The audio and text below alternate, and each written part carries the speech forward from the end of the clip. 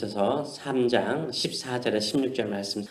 오늘 이 말씀을 가지고 내 내면의 나이는 라는 제목으로 같이 은혜를 나누기로 합니다. 여러분 건강하시죠? 아멘. 예. 나이가 들면 아픈 곳이 더 많아지는 것 같아요. 그래서 건강검진 받는 것이 두려울 때가 많습니다. 겉사람인 우리 몸을 꾸준히 건강 체크한다면 우리 속사람, 내 내면은 건강하신지요? 건강을 위해서 열심히 운동을 하고 건강을 체크하듯이 내 속사람의 건강을 늘 체크하고 속사람의 강건함을 위해 노력하시는지요? 사도 바울은 세 번째로 에베소서에서 세 번째로요. 에베소 성도들을 위해서 기도합니다. 간절히 기도해요. 너무나 간절하기 때문에 무릎을 꿇고 기도한다라고 말하고 있습니다. 사도 바울의 간절한 기도는 무엇일까요? 그 첫 번째 기도 제목이 오늘 본문인데 하나만 먼저 나누도록 하겠습니다. 16절의 말씀을 보게 되면 그의 영광의 풍성함을 따라 그의 성령으로 말미암아 너희 속사람을 능력으로 강건하게 하시오며 라고 기도하고 있습니다. 여기서 이 겉사람을 위해서 기도합니까? 우리 속사람을 위해서 기도합니까? 우리 속사람을 위해서, 우리 내면을 위해서 기도하고 있습니다. 우리는 얼마나 우리 속사람에게 신경을 쓰고 있는지요. 또 내면을 위해서 기도하시는지요. 요즘은요, 외모에 신경을 쓰는 세대죠. 또 외모를 보는 세대입니다. 그래서 수백만 원, 수천만 원 들여서 성형수술을 하곤 하죠. 값비싼 옷을 사입기도 하고요. 또 아름다운 보석으로 자신을 장식하기도 합니다. 또 스펙을 쌓고 사람들의 평판과 또 사람들의 평가에 예민하기도 하죠. 사람들은 우리의 속사람보다는 겉사람에 치중을 하고 또 겉사람의 겉모습을 보고 판단을 합니다. 우리 또한 겉으로 어떤 사람을 보고 평가할 때도 있죠. 그래서 많은 사람들은 집 안에 있거나 집 밖에 있을 때 뭘 보죠? 거울을 보곤 합니다. 내가 어떤 모습인가? 백설공주에 나오는 마녀처럼 거울을 보면서 묻죠. 나 예뻐? 내가 가장 예쁘다고 할 때까지 우리는 계속해서 옷을 단장하듯이 화장을 하곤 합니다. 저도 새벽에 나올 때 머리를 감고 세수를 하고 나옵니다. 똑같은 모습이긴 하겠지만 여러분에게 잘 보이려고 합니다. 농담이고요. 네. 그런데 거울을 보는 것을 까먹고 올 때가 있습니다. 그날은 이상하게 머리를 빗지 않는 날이거나 또 넥타이가 삐뚤어진 날이죠. 가끔 새벽 예배 마치고요. 교회 친구실 가면은 큰 거울이 있지 않습니까? 그 거울을 보는 순간 저도 보고 놀랄 때가 있습니다. 이런 모습으로 설교를 했다니 라는 생각을 할 때가 있어요. 지금도 그러나요? 생각만 해도 끔찍한 내 모습으로 하루 종일 창피하게 생각을 하곤 했습니다. 우리는 거울을 보면서 우리의 겉모습을 체크를 합니다. 단정한 모습으로 자신을 가꾸는 것은 절대 나쁜 것이 아니에요. 잘 가꾸셔야 돼요. 겉사람을 단장하는 만큼 내 내면, 내 속사람에게도 신경을 쓰고 있느냐라고 오늘 묻고 싶습니다. 일어나서 머리 모양을 만지고 세수를 하듯이 내 속사람, 내 내면을 정결하게 하시는지요. 얼굴에 화장을 하고 새 옷을 입고 거울 앞에 서서 자신의 겉모습을 단장하듯이 매일 내 속사람의 강건함을, 거룩함을 위해서 노력을 하시는지요. 겉사람을 위해서 신경을 쓰는 시간과 정성으로 내 내면을 아름답게 가꾼다면요. 우리는 참 능력 있는 그리스도인이 될 줄 믿습니다. 내면에 능력 있는 사람은요. 속사람이 강건한 사람이에요. 내면이 꽉 찬 사람이에요. 내면이 건강한 사람입니다. 그런데 왜 우리는 속사람, 내면을 자주 방치해 둘까요? 몸이 피곤하거나 자주 아프면은 운동을 하거나 의사를 만나러 가죠. 우리 몸에 이상이 있으면 어느 정도 우리가 좀 감지를 빨리 할 수 있습니다. 속사람은 아프거나 병드는 것을 우리가 쉽게 감지를 하지 못해요. 그래서 아예 신경을 쓰지 않고 납니다. 나중에 심한 우울증이라든지 또 분노 조절이 되지 않는 상태에 이르게 되면 내면이 병들었구나, 내 내면이 아프구나 라는 것을 알게 되는 거죠. 그래서 속사람의 강건함은요, 예방이 최선책입니다. 우리 몸의 건강을 위해서 꾸준히 운동을 하여서 예방을 하듯이 우리 내면의 강건함을 위해서도요, 꾸준히 영적인 운동을 통해서 강건하게 만들어야 됩니다.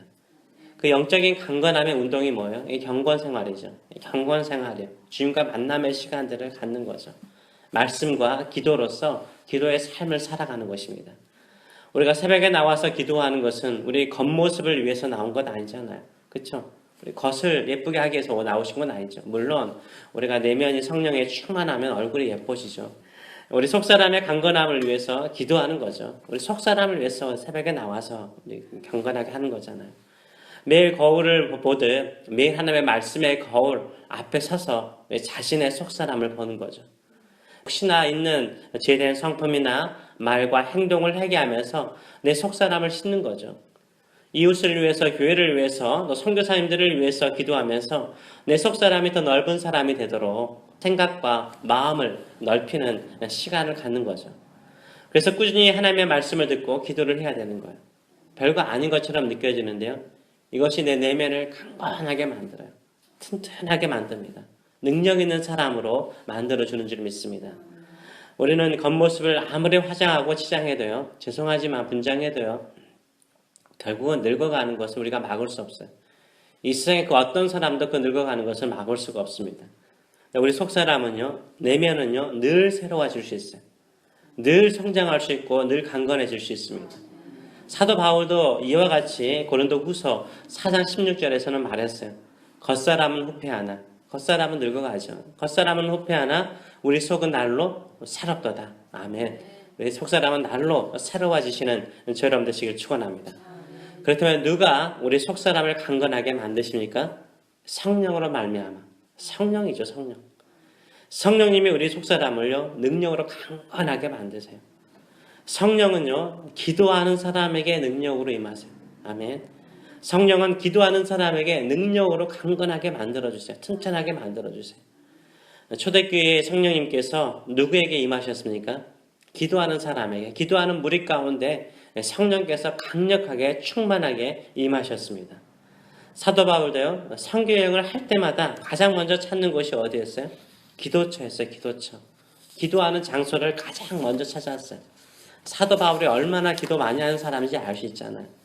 이 짧은 에피소서를 사도 바울이 쓰면서도요, 지금 3번째 기도를 하고 있어요. 예수님도 광야에서, 산에서, 들판에서 늘 기도하셨습니다. 이른 새벽이나 캄캄한 밤에 기도하셨어요.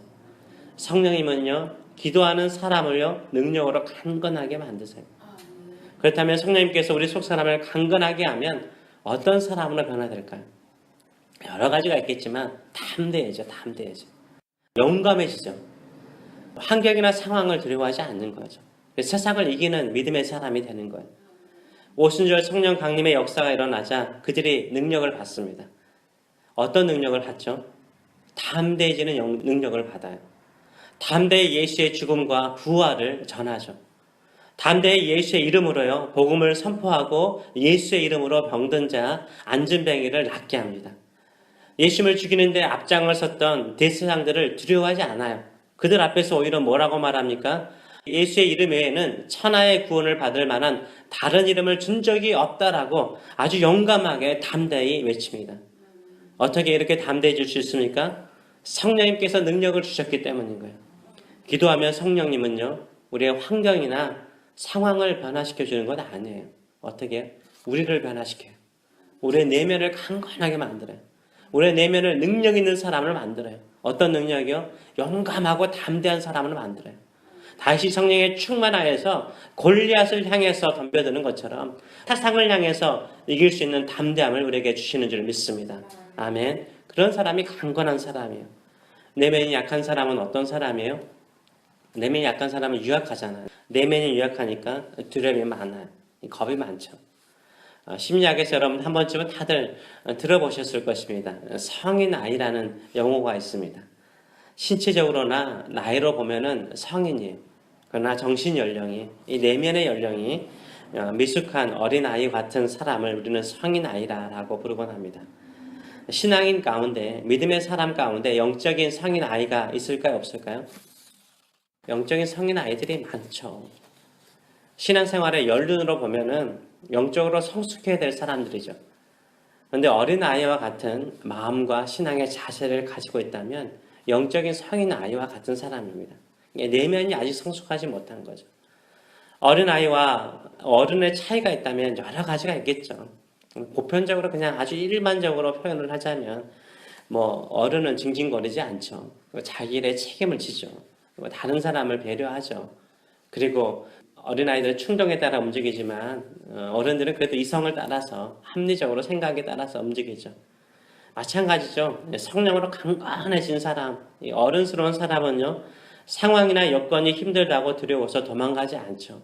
주어진 능력을 가지고 자신의 삶을 믿음으로 담대하게 책임감을 가지고 싸우는 사람이 좀 있습니다.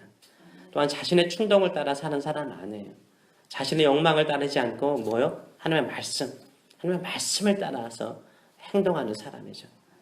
혹시 내 속사람의 나이를 잰다면 몇 살 정도라고 생각을 하십니까? 현재 육신의 나이보다 더 많습니까? 아니면 육신의 나이보다 더 적게 느껴지십니까? 성령님을 나의 스승으로 삼고요. 성령님을 나의 스승으로 삼고 영적 성숙, 내 내면의 성숙을 위해서 늘 기도하시고 능력의 사람, 담대한 사람으로 성숙하게 해달라고 기도하시는 저 여러분 되시길 축원합니다. 기도하겠습니다. 살아계신 하나님 아버지, 우리가 영광의 주님, 우리가 닮아야 될 영광의 주님을 우리가 만났습니다. 이 주님의 얼굴, 주님의 모습, 주님의 삶을 우리가 알고 있는데 주님을 따라 닮아가는 저희들의 삶들이 될 수 있도록 인도하여 주시옵소서. 우리의 속사람, 내면 약할 때가 많습니다. 상황과 여건을 볼 때마다 두렵거나 무서워서 뒷걸음 치려고 뒤를 돌아볼 때도 있습니다. 주님, 성령을 통해서 우리의 속사람을 강건하게 만들어 주시옵소서. 담대하게 만들어 주시옵소서. 주님과 함께 맞서서 승리의 그날까지 믿음으로 전진하는 강건한 사람 되게 하여 주시옵소서. 오늘도 기도합니다. 영적인 운동을 합니다. 주님과 함께 뜁니다. 주님과 함께 뛰는 이 힘을 가지고 오늘 하루도 승리할 수 있도록 축복하여 주시옵소서. 감사드리며 예수님의 이름으로 기도합나이다. 아멘.